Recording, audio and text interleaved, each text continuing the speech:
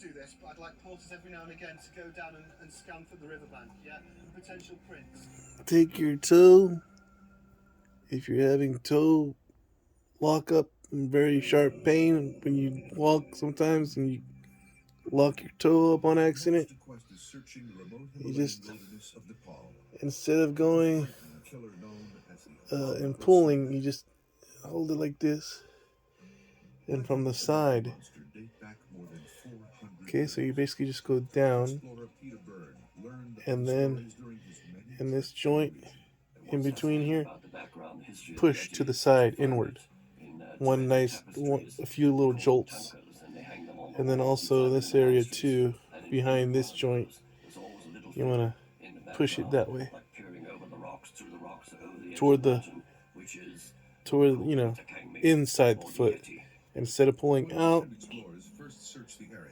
because your bone, you probably play with your toe and your bone is probably facing outward a little bit. And this area right here might be misaligned, so you just want to kind of take it and then push to the side there, inward toward the foot.